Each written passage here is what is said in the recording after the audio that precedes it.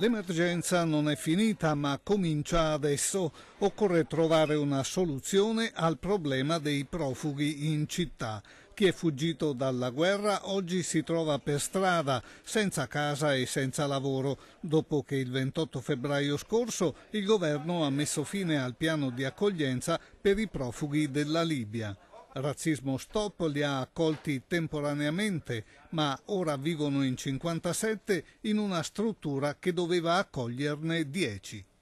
Qui in questo momento ci sono 57 persone che sicuramente finivano su una strada. Abbiamo deciso, ma per un semplice motivo umanitario, di aprire le porte della nostra associazione e ospitarli, ben consci che non può essere questa la soluzione e che non possiamo farci carico noi di questa situazione.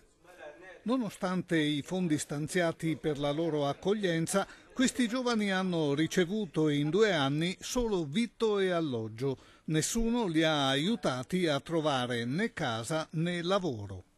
È per questo che noi abbiamo scritto un appello che ha firmato moltissime gente e associazioni, dove proponiamo che venga riaperto il centro di accoglienza Gabelli, che storicamente in questa città ha sempre funzionato come punto d'accoglienza e che a spese zero per il comune venga gestito gratuitamente da tutta una serie di soggetti che sono in questa città, da persone di buona volontà che a costo zero possono riuscire a farlo funzionare. Razzismo Stop chiede anche di fare chiarezza sui fondi disponibili per l'attivazione di borse lavoro in favore di questi giovani e di attivare gli altri fondi messi a disposizione dal Ministero del Lavoro e delle Politiche Sociali per facilitare il loro inserimento lavorativo.